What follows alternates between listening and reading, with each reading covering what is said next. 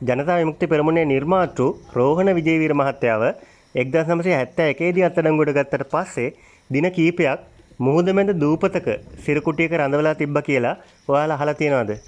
ඒ විස්තර හොයාගෙන ඒ දූපතට මේ නාවික හමුදාවේ බෝට්ටුවෙන් යන්න තමයි අපි මේ ලෑස්ති වෙන්නේ. ඔය ඈතින් පේන්නේ ඒ දූපත. මේක නිකන් දූපතක් නෙවෙයි, ලොකු ඉතිහාසයක් තියෙන බලකොටුවක්. මේ තමයි යාපනයේ තියෙන හැමන් හිල් බලකොටුව. ඔයාලත් යාපනයේ සංචාරය කරනවා නම් මේ හැමන් හිල් බලකොටුව බලන්න අමතක කරන්න එපා.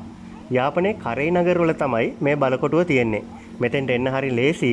ඔයාලගේ අතේ තියෙන ෆෝන් එකේ Google Map එකේ ෆෝර්ට් හැමන් හිල් කියලා සර්ච් කරාම පැහැදිලිව මෙතෙන්ට එන්න පාර පෙන්නනවා. යාපනයේ ටවුන් එකේ ඉඳලා කිලෝමීටර් 25යි මෙතෙන්ට තියෙන්නේ. මෙතන නාවික හමුදාවෙන් පවත්වාගෙන යන රෙස්ටුරන්ට් එකක් තියෙනවා. එතනින් එයාලගේ බෝට්ටුවකට පොඩි මුදලක් ගෙවලා ඔයාට මේ හැමන් හිල් බලකොටුව බලන්න එන්න පුළුවන්. හරි, මම දැන් කියන්නම්කෝ මේ බලකොටුවේ ඉතිහාසය ගැන. මේ බලකොටුව තියෙන දූපත ස්වභාවිකව නිර්මාණය වුණු දූපතක් නෙවෙයි. මෙතන මුලින්ම තිබිලා තියෙන්නේ විශාල හිරිගල් සහ කොරල් පර. ඉතින් 1505 දී අපේ රටට පෘතුගීසින් එනවනේ. එයාලගේ ප්‍රභූ පැලැන්තියට ඉන්න තමයි මේ යාපනයේ තියෙන යාපනයේ බලකොටුව හදන්නේ. ඔයාලා යාපනයේ බලකොටුව දන්නව ඇතිනේ. යාපනයේ ටවුන් එකට කිට්ටුව තියෙන්නේ. ඔය ගාලු කොටුව, කොළඹ කොටුව වගේ ඒක යාපනයේ කොටුව. ඉතින් මේ යාපනයේ කොටුවේ ආරක්ෂාවට පෘතුගීසින් මෙතන බලකොටුවක් හදනවා. මොකද ඒ කාලේ ආක්‍රමණයක් වුණා නම් අනිවාර්යෙන් මුහුදෙන් තමයි එන්නේ. එතකොට අනිවාර්යෙන් මේ තැන ක්‍රොස් කරගෙන තමයි යාපනයේ බලකොටුවට යන්න තියෙන්නේ. අන්න ඒ හින්දා තමයි යාපනයේ බලකොටුවේ ආරක්ෂාව වෙනුවෙන් මෙතන බලකොටුවක් හදන්නේ. තව දෙයක් තමයි පෘතුගීසින් 1505 දී අපේ රටට ආවට මේ බලකොටුව හදන්නේ 1618 දී. හැබැයි 1618ට කලිනුත් පෘතුගීසි සොල්දාදුවෙක් ඇවිල්ලා මෙතන කොරල්පර උඩ අට්ටාලයක් ගහගෙන ඉඳලා තියෙනවා. ඒ කියන්නේ මුරපොලක් විදිහට මෙතන පවත්වාගෙන ඉඳලා තියෙනවා. හැබැයි 1618 දී තමයි මෙතන ස්ථීර බලකොටුවක් හදන්න පෘතුගීසින් තීරණය කරන්නේ. හැබැයි එහෙම බලකොටුවක් හදන්න තීරණය කරාට මෙයාලට ගැටලුවක් වෙනවා මෙතෙන්ට වතුර ලබා ගන්නේ කොහොමද කියලා.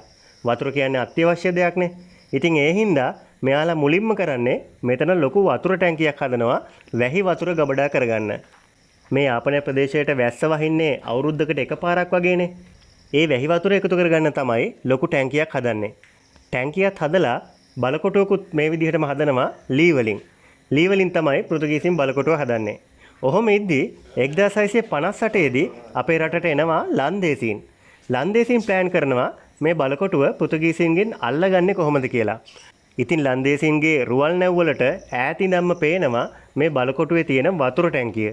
ලන්දේසීන් තීරණය කරනවා ඉස්සෙල්ලම මේ වතුර ටැංකියට පහර දීලා විනාශ කරන්න.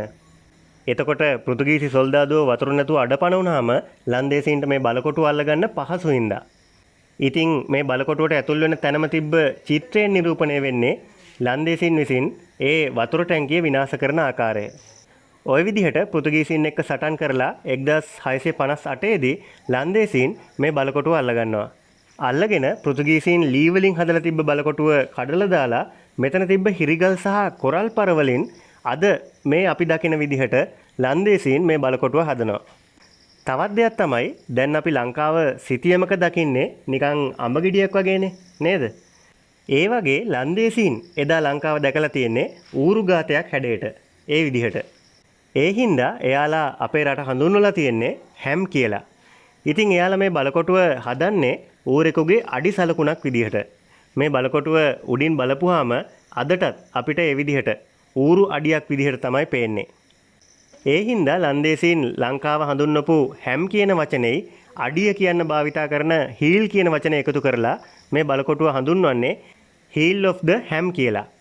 පස්සේ කාලෙදි තමයි ඒක හැමන් හිල් වෙලා තියෙන්නේ. එතකොට මේ දෙපැත්තේ ඉහළින් හදලා තියෙන්නේ ලන්දේසි හමුදාවේ නිලධාරි නිවස්න දෙකක්.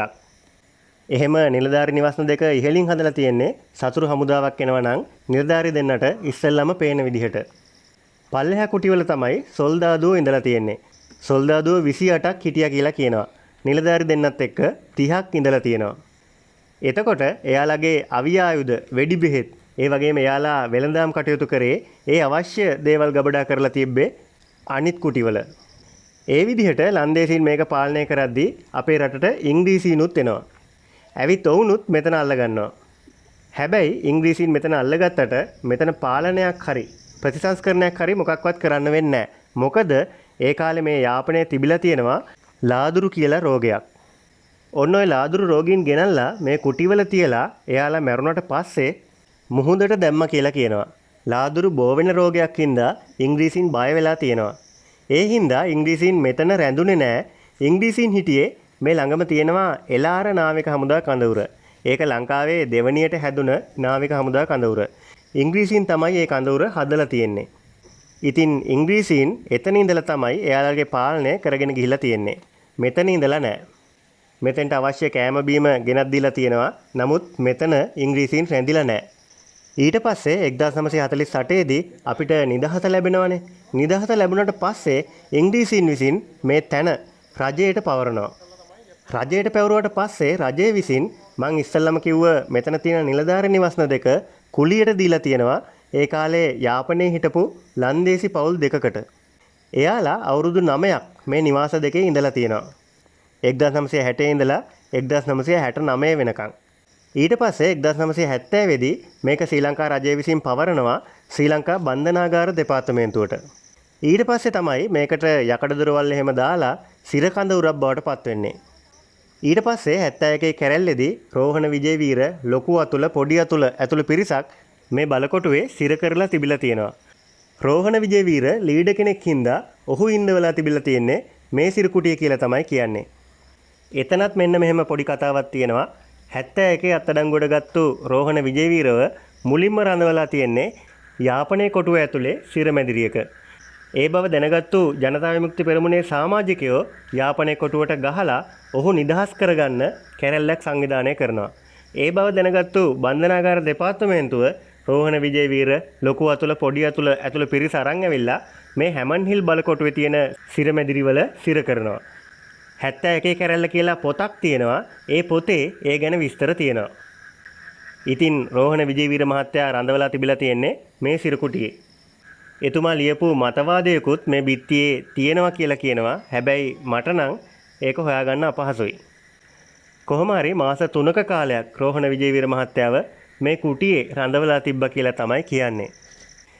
1971 මාර්තු 13 වෙනිදා අත්අඩංගුවට ගත්තු එතුමා 1977 දී තමයි ආයෙ නිදහස් කරලා තියෙන්නේ. හරි. මෙතන ওই විදිහට තිබිලා බන්ධනාගාර දෙපාර්තමේන්තුවටත් මෙතන පාලනය කරන්නයි යන්නෙන්නයි අපහසු හින්දා එයාලා තීරණය කරනවා මේ ස්ථානයේ නාවික හමුදාවට දෙන්න. ඉතින් 1980 දී බන්ධනාගාර දෙපාර්තමේන්තුව විසින් මේ බලකොටුව නාවික හමුදාවට පවරනවා. ඊට පස්සේ නාවික හමුදාවෙන් මේ ස්ථානය නාවික හමුදාව ඇතුලේ වැරදි කරපු අය රඳවලා තියෙන ස්ථානයක් විදිහට භාවිතා කරනවා. ඒ කියන්නේ නාවික හමුදාවේ සිර කඳුරක් විදිහට. 1980 ඉඳලා 2012 මුල් කාලේ වෙනකම්ම ඒක ඒ විදිහට තිබ්බා. ඊට පස්සේ 2012 අගභාගයේදී මෙතන අර මම මුලින්ම කිව්ව නිලධාරී නිවාස දෙකක් ගැන ඒ නිවාස දෙක ඇතුළතින් පමණක් ප්‍රතිසංස්කරණය කරලා නාවික හමුදාවේ නිලධාරීන්ගේ සහ නාවිකයන්ගේ සුබදාදනය සඳහා නිවාඩු නිකේතනයක් විදිහට හදනවා. හැබැයි දැන් සිවිල් ඕනම කෙනෙකුට කලින් බුකින් එකක් දාගෙන මෙතෙන්ට ඇවිල්ලා නැවතිලා අත්දැකීමක් කරා යන්න පුළුවන්. ඒ වගේම මෙතන සිරකරුවෙක් විදිහට ඇඳගෙන ඒ විදිහටම අත්දැකීමක් ලබා ගන්නත් පුළුවන් මේ ඇඳුම් සහ සිරකරුවෙකුට ලබා දෙන ඒ උපකරණ පාවිච්චි කරලා. ඉතින් දේශීය විදේශීය ගොඩක් අය ඒ අත්දැකීම ලබා ගන්න එනවා කියලා තමයි අපිට දැනගන්න ලැබුණේ. ඉතින් ඔන්න ඔහමයි කතාව. ඔයාලත් යාපනයේ සංචාරය කරනවා නම් අනිවාර්යෙන් මෙතෙන්ට ඇවිල්ලා බලලා යන්න අමතක කරන්න එපා. එහෙනම් අපි ගිහිල්ලා එන්නම්. මේ වගේ අපේ ලංකාවේ තවත් ලස්සන තැනකින් ආයෙත් හම්බෙමු.